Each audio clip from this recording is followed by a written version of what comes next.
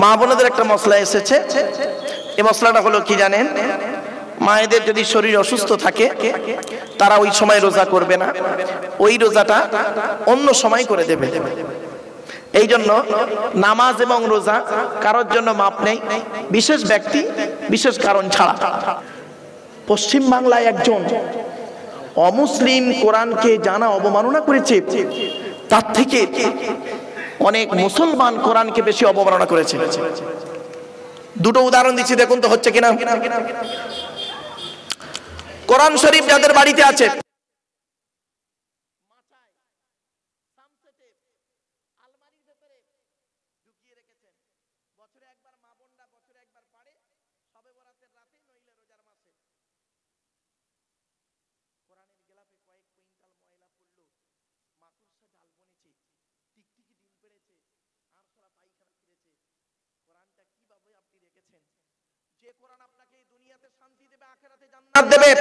সেই কোরআনকে এতটাই অবমাননা অবহেলা করলেন, আর যে জিনিসটা আপনাকে দুনিয়াতে অপমাননা করবে আখেরাতে জাহান্নাম দেবে, তার নাম টিভি, টেলিভিশন, সিডিটা সুন্দর করে আলমারি সোজা করে খাটে সোজা করে রেখে দিলেন।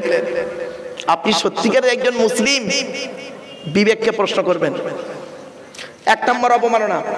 দু নম্বর, কোরআনকে বেইজ্জতি করেছেন কিভাবে দেখুন। ইংরেজির মাস্টার, রাগ করবেন না কেউ কিন্তু, ইংরেজির মাস্টার আপনার ছেলেকে ইংরেজি পড়ায়, সপ্তাহে 2 দিন, মাসে হয় 8 দিন, 30 দিনে 8 দিন আপনার ছেলেকে 2 ঘন্টা করে ইংরেজি শিক্ষা দেয়। আপনি তার মাইনে দেন মাসে 500 টাকা। আর আপনার সন্তানকে যে ব্যক্তি এই কোরআনের শিক্ষা দেয়, সপ্তাহে 6 দিন, একদিন ছুটি করে ইমাম সাহেব মনে হয়, জানি না, সপ্তাহে 6 দিন, মাসে হয় 24 দিন, আপনার ছেলেকে কোরআন শিক্ষা দিচ্ছে 24 দিন, 30 দিনের ভিতরে 2 ঘন্টা করে। আপনি তার মাইনে দিয়েছেন 50 টাকা, তাও আবার 6 মাসের বাকি। চাইলে বলেছেন লকডাউন, এটা নেই ওটা নেই। আপনি আবার বলেন আমি একজন মুসলিম। লজ্জা করে আপনাকে মুসলমান বলতে। বাড়ি থেকে ভাববেন, রাগ করবেন না, অতি বাস্তব কথাটাই বললাম। আল্লাহকে ভালোবাসতে গেলে আল্লাহর কথাটাকেও ভালোবাসুন, আল্লাহর ঘরটাকে ভালোবাসুন, আল্লাহর বান্দাদের ভালোবাসুন। আপনি ভাববেন শুধু আল্লাহ আল্লাহ করলে আল্লাহর ভালোবাসা হবে না, না, আল্লাহর কথাকে ভালোবাসতে হবে, আল্লাহর কিতাবকে ভালোবাসতে হবে, আল্লাহর নবীদের ভালোবাসতে হবে, আল্লাহর বান্দাদের ভালোবাসতে হবে, আল্লাহর সৃষ্টি জীবের প্রতি আপনার দয়া ইহসান থাকতে হবে। আপনি কোথায় আছেন? আমি পড়ে আছি অন্য একটা জায়গায়। আমার বাপেরা একটু বোঝার চেষ্টা করুন। এরপরে সৃষ্টিকর্তা বলছেন এই পৃথিবীতে তোদের মৃত্যুবরণ করতেই হবে একদিন না একদিন। সুতরাং আল্লাহর কাছে আমাদের ফিরে যেতে হবে। মানুষ মরে গেলে আমরা কি বলি? ইন্না লিল্লাহি ওয়া ইন্না ইলাইহি রাজিউন। এই সহজ সরল বাংলা মানে কি? আমরা আল্লাহর জন্য আল্লাহর কাছে ফিরে যাব। আপনারা কি জানেন এই জীবন শুরু হয়েছে আমাদের 150 টাকায়, এই জীবন শেষ হবে 1500 টাকায়। আমার এক বন্ধু কলেজের প্রফেসর, তো ওর খুব ইচ্ছা আমার সামনে বসে ওয়াজ শুনবে, তো সামনেও বসেছে।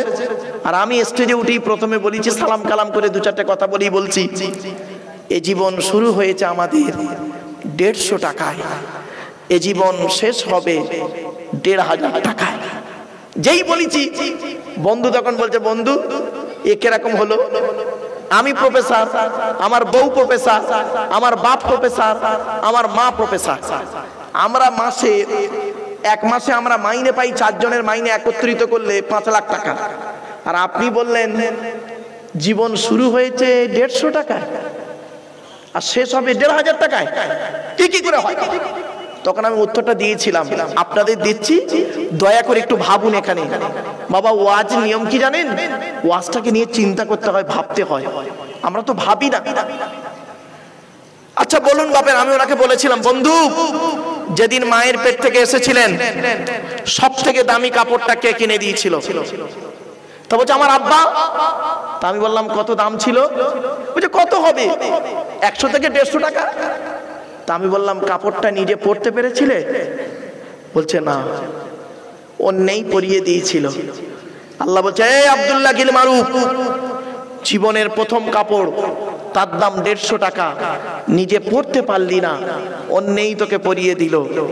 আর জীবনের শেষ কাপড় তার নাম কাফন। কাফন খুব টেনে কেটে হয়তো 1500 টাকা, নিজে পড়তে পারবি না, অন্যই তোকে পরিয়ে দেবে। তাহলে এ জীবন শুরু হলো তোর 150 টাকায়, এ জীবন শেষ হবে 1500 টাকায়। আর বাকি যা করেছি চোখ কান নাক হাত পা মুখ বিবেক বুদ্ধি দিয়ে, গাড়ি বাড়ি বিল্ডিং জায়গা জমি, ওই গীতার সারাংশ হয়ে গেছে। রাগ করবেন না কেউ। গীতার সারাংশটা কি জানেন? শুনে নিন। যা হয়েছে তা ভালোই হয়েছে, যা হচ্ছে তা ভালোই হচ্ছে, যা হবে তা ভালোই হবে। কি হারিয়েছে তোমাদের কাঞ্চো? কি হারিয়েছে কাঞ্চো? স্বামী স্ত্রী ঝামেলা হয়েছে কাঞ্চো? ছেলে ভাত দেয় না কাঞ্চো? জমি জায়গায় ঝগড়া হয়েছে কাঞ্চো? ব্যবসায় লস হয়েছে কাঞ্চো? কি হারিয়েছে কাঞ্চো? যা নিয়েছো এই পৃথিবী থেকেই নিয়েছো, যা দিয়েছো এই পৃথিবীতেই দিয়েছো। যেটা তোমার আজকের আছে, গতকাল সেটা অন্যের ছিল, আজ তোমার আছে। তুমি আজ মারা যাও, আগামীকাল সেটা অন্যের হয়ে যাবে। আমার কথা বুঝতে পারছেন? হে বন্ধু বাবাজিরা, এ জীবন শুরু হয়েছে প্রত্যেকের একটা নাম দিয়ে। কটা নাম? একটা নাম, প্রত্যেকের একটাই নাম ছিল। বলবো শিশু। শিশু, প্রত্যেকের একটাই নাম ছিল শিশু। আর এ জীবন শেষ হবে আমাদের প্রত্যেকের একটাই নাম দিয়ে। কি বলুন তো? লাশ। কি বললাম? লাশ। কি বললাম? আগে চলে গেছে বাঁশ। রাগ করবেন না। আরে মাটি দেওয়ার আগে কি যায়? বাঁশ দু রকমের হয়, একটা বাঁশ যায় চাপা দেওয়ার জন্য, আর একটা বাঁশ যায় পেটাই দেওয়ার জন্য।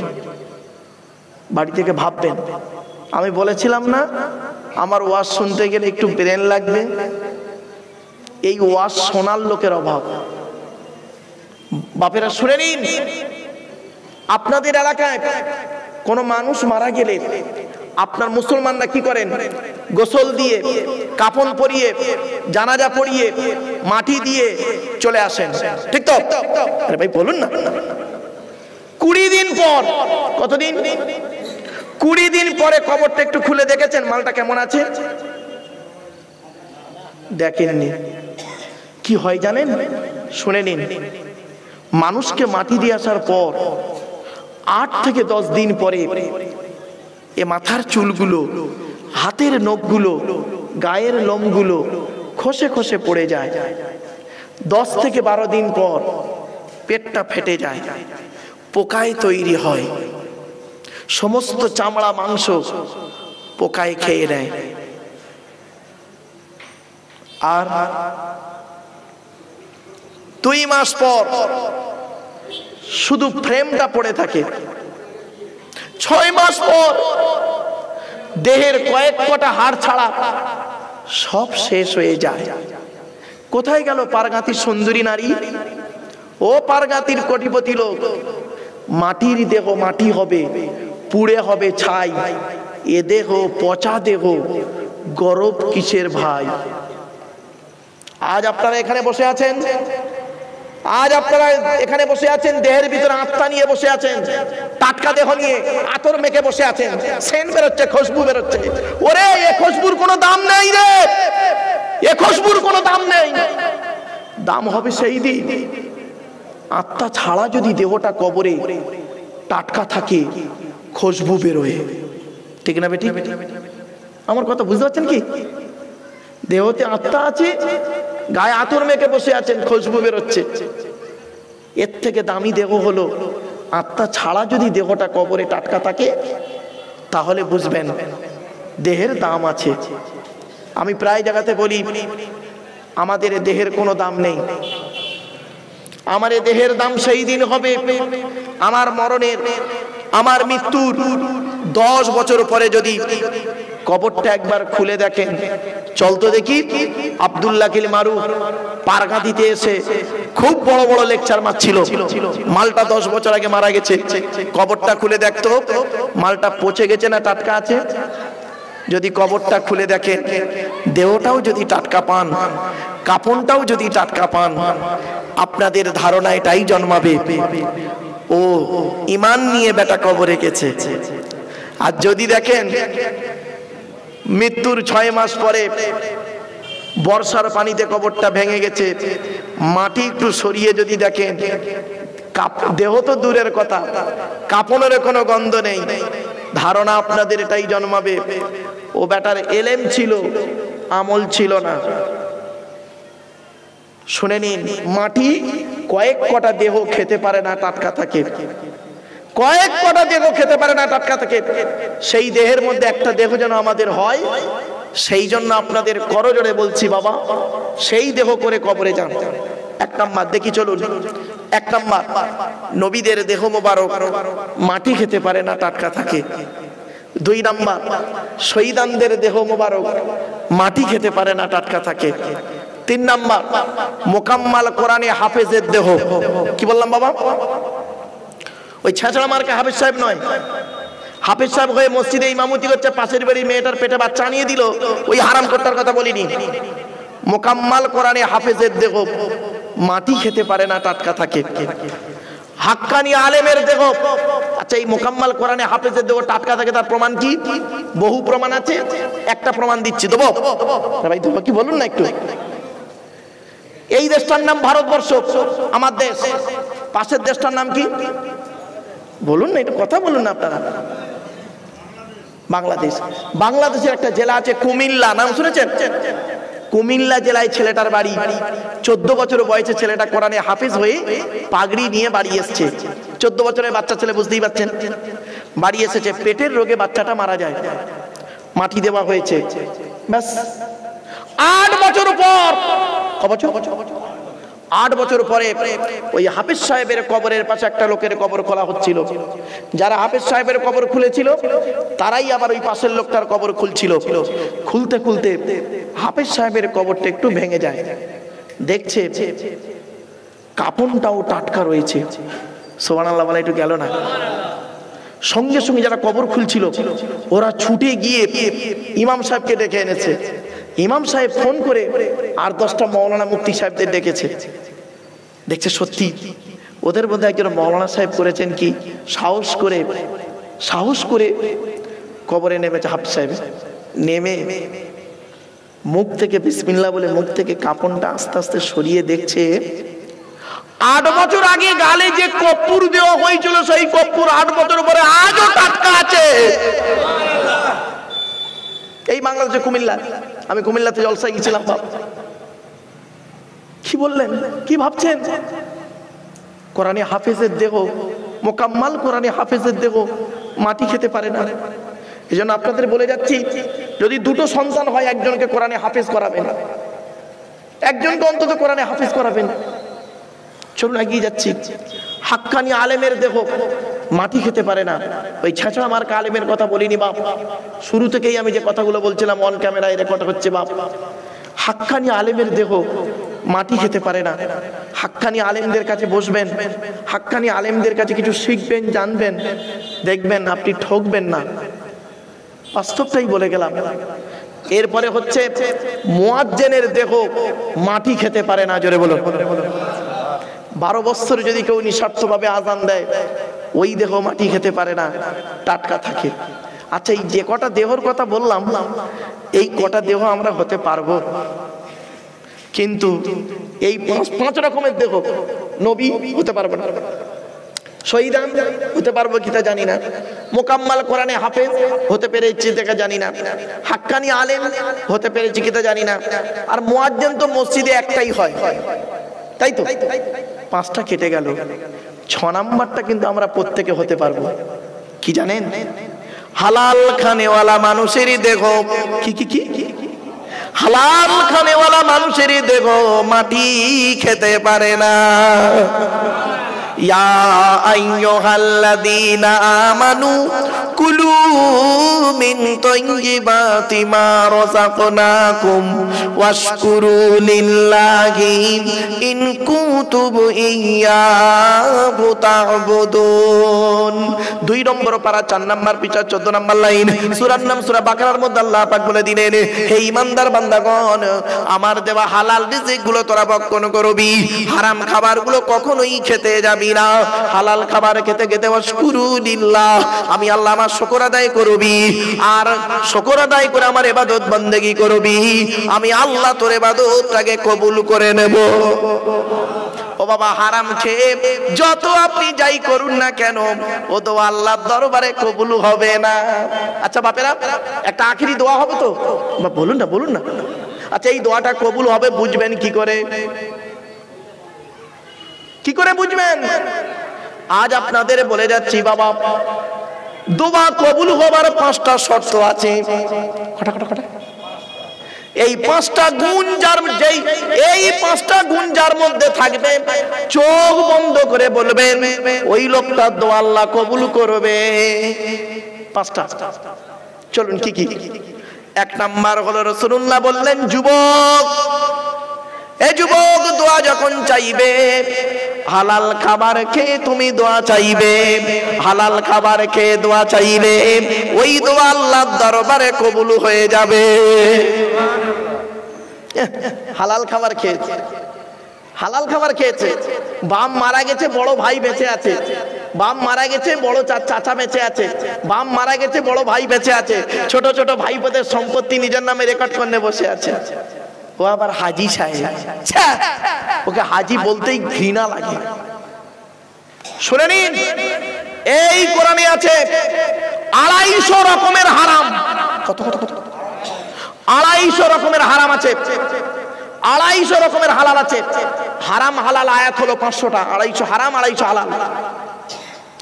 এই কোরআনে আছে বিভিন্ন শব্দের মাধ্যমে নামাজের কথা 82 জায়গায়। এই কোরআনে আছে লেখাপড়ার কথা 92 জায়গায়। কত? তা কোন সংখ্যাটা বেশি, 82 না 92? তা লেখাপড়া পিছিয়ে কেন? বাড়ি থেকে ভাববেন। এই কোরআনে আছে ইয়া আইয়ুহাল্লাযীনা আমানু আছে 88 জায়গায়। এই কোরআনে আছে সবর শব্দটা ধৈর্য, ধৈর্য, সবর শব্দটা 104 জায়গায়। কোথায় আছেন? এ কোরআনের পরিচয়টা কি? এ কোরআন আল্লাহর বাণী। চরণের পরিচয়টা দিই।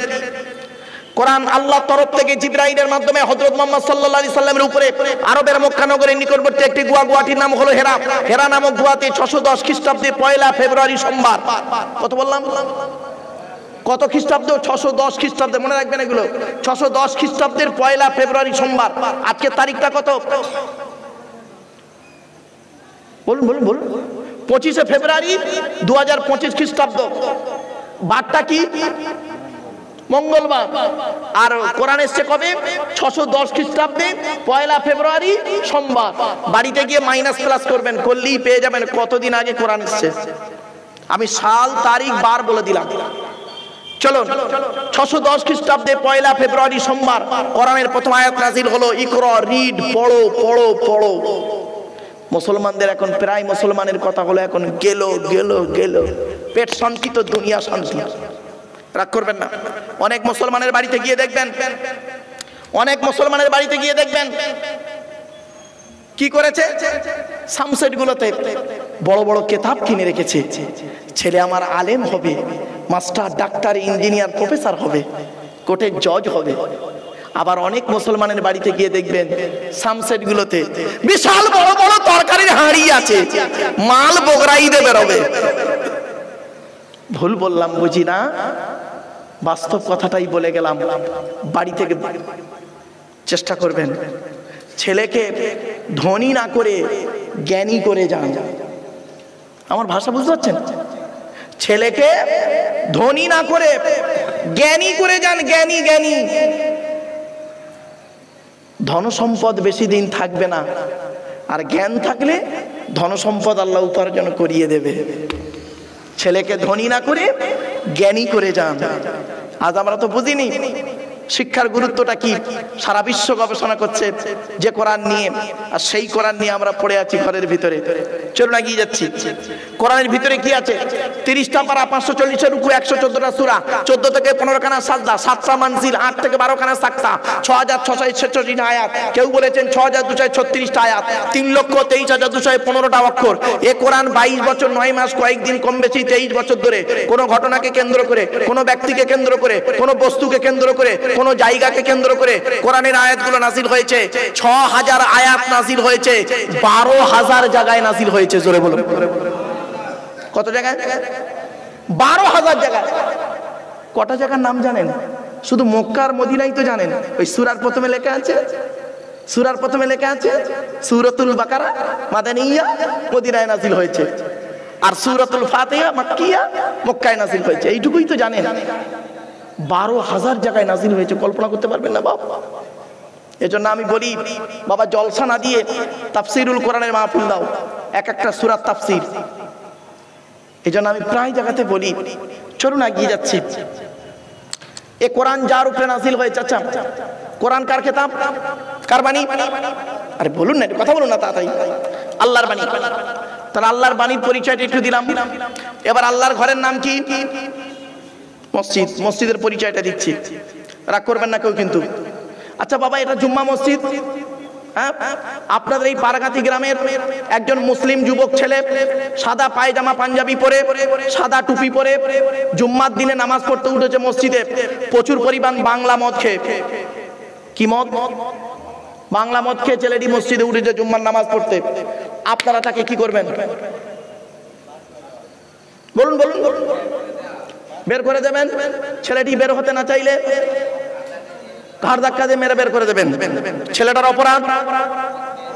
মদ হারাম খাবার, মসজিদ পবিত্র স্থান, হারাম খাবার খেয়ে মসজিদ পবিত্র স্থানে উঠেছে, তাই মেরে বের করে দিলেন। কত ভালো কাজ করেছেন এ মুসলমান। মদ করে মসজিদে মেরে বের করে দিলে, আর সুদ করে মসজিদের সেক্রেটারি বানিয়ে দিলে। বাহ, কি আজীব দুনিয়া মুসলমান। মদ করে মেরে বের করে দিলে, আর সুদ করে মসজিদের সেক্রেটারি বানিয়ে দিলে। রাগ করো না বাপ। মসজিদের কমিটি যাকে তাকে করবেন না, এই কোরআন জানিয়ে দিয়েছে। চলুন, মসজিদ কমিটি কে হবে, তার কটা গুণ থাকতে হবে কোরআন বলছে, আমি বলিনি। রাগ করবেন না কেউ। ইন্নামা বলবো না কিনা? বলবো নি? বলবো? সত্যি আপনাদের আগ্রহ দেখে মনে হচ্ছে এবার মসজিদ কমিটির সঙ্গে আপনাদের ফ্যাকশন। না রে ভাই, এমনি বললাম মিছিমিছি। চলো চলো চলো চলো চলো। হরি বাবা, সে কোথায় আছে? আসমানে নাকি? যাই পারো, চলো চলো চলো। একবার তাকবীর দেন, নারে আলহামদুলিল্লাহ। চলুন, মসজিদ কমিটি কে কে হবে কোরআন বলছে, আমি বলিনি। ইন্নামা ইয়ামুরু মাসাজিদাল্লাহি মান আমানা বিল্লাহ ওয়াল ইয়াউমিল আখিরি ওয়া আকামাস সালাতা ওয়া আতাজ যাকাত ওয়া লাম ইয়াখশা ইল্লাল্লাহ ফাআসা উলাইকা আন ইয়াকুনু মিনাল মুহতাদিন। 10 নম্বর পারার 8 নম্বর পৃষ্ঠা 9 নম্বর লাইন, সূরার নাম সূরা তাওবার 18 নম্বর আয়াত। সূরা তাওবার কত নম্বর আয়াত? 18 নম্বর আয়াত। যতদিন বাঁচবেন এটা মনে রাখবেন দয়া করে। আরবিটা মনে না থাকলেও বাংলাটাও মনে রাখবেন। আল্লাহ বলছেন, আমার ঘরের দায়িত্ব তারাই নেবে যাদের মধ্যে 5টা অভ্যাস থাকবে, গুণ থাকবে। 5টা গুণ যার মধ্যে থাকবে, ওই লোকটা আমার ঘরের দায়িত্ব নেবে। 1 নাম্বার হলো মান আমানা বিল্লাহ, যে ব্যক্তি আল্লাহকে 100% বিশ্বাস করবে। একটা কি অসুবিধা হচ্ছে বাবা?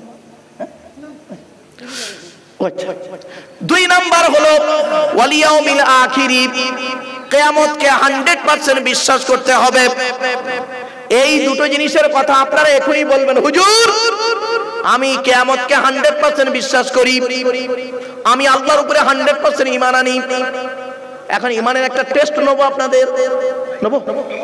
এই দেখেন কোরআন বলছে, কিছু মানুষ নবীজির কাছে এসে বলছেন, কিছু মানুষ নবীর কাছে এসে বলছে, ইয়া রাসূলুল্লাহ আমরা আল্লাহকে 100% বিশ্বাস করি। নবীর কাছে এসে বলছে কিছু মানুষ, আমরা আল্লাহকে 100% বিশ্বাস করি। তো আল্লাহ বললেন, নবীজি বলছেন তাই নাকি? তোমরা আল্লাহকে 100% বিশ্বাস করো? ও বাহ বাহ, ভালো ভালো ভালো ভালো। পট করে আল্লাহ পাক করলেন কি, জিবরাইল ফেরেশতাকে পাঠালেন। জিবরাইল ফেরেশতাকে বলে পারেন, নবী জিবরাইল তুমি যাও আমার নবীকে বলে দাও। ওরা মুখে বলছে আল্লাহকে 100% বিশ্বাস করে, অন্তরের কথা ওটা নয়, ওটা ওদের মুখের কথা। জিবরাইল এলেন, কোরআনের এই আয়াতটা নাজিল হলো, শুনুন। ফাইদা রাকিবু ফিল ফুলকি দা'াবুল্লাহা মুখলিসিনা লাহুদ্দিন ফালাম্মা নাজ্জাহুম ইলাল বাররি ইযা হুম ইউশরিকুন। বাপেরা, জলসা দিলে আল্লাহর রহমত নাজিল হয়, আর জলসা দিলে আল্লাহর গজব নাজিল হয়। কখন বুঝবেন আপনার, আজ বলে যাচ্ছি বাপ, কখন বুঝবেন জলসা আল্লাহর রহমত নাজিল হচ্ছে আর কখন বুঝবেন জলসা আল্লাহর গজব নাজিল হচ্ছে? একটু দয়া করে শুনে যান।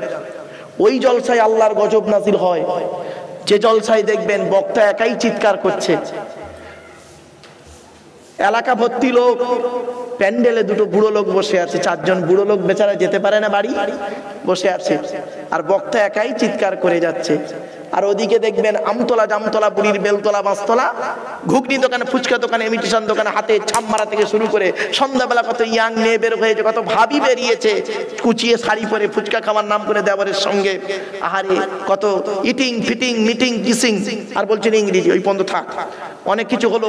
জলসার পরের দিন শুনবেন কটা ধরা পড়েছে, কটা পালিয়ে গেছে, কটা নষ্ট হয়েছে। সারা রাত আনন্দ করার পরে সকালবেলা ধরা পড়লে ধনঞ্জয়, আর না ধরা পড়লে এনজয়। ওই জলসায় আল্লাহর গজব নাজিল হয়। আর কোন জলসায় আল্লাহর রহমত নাজিল হয়? দয়া করে শুনে নিন। ওয়া ইযা কুরিয়াল কুরআনু ফাসতামিউ লাহু ওয়া আনসিতু লাআল্লাকুম তুরহামুন।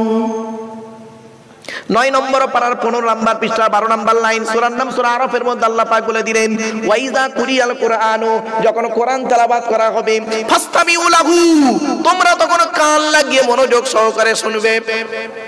আমি হতভাগা আব্দুল্লাহির মারুফ এই গভীর রাতে তাহাজ্জুদের সময় বাপ কোরআন তেলাওয়াত করছি, আপনারা কান লাগিয়ে চুপচাপ বসে শুনছেন। ওয়া আনসিতু, চুপচাপ বসে শুনছেন।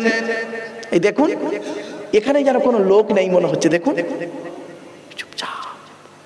আল্লাহর কোরআন বলছে, ওরে দুনিয়ার মানুষ, ওরে পারঘাতির মানুষ, যখন বক্তা আল্লাহকে খুশি করার জন্য কোরআন তেলাওয়াত করবে, আর শ্রোতারা যখন মনোযোগ সহকারে কোরআনটা শুনবে চুপচাপ বসে, লাআল্লাকুম তুরহামুন, তখন আমি আল্লাহ তোদের উপরে আমার রহমত নাযিল করব।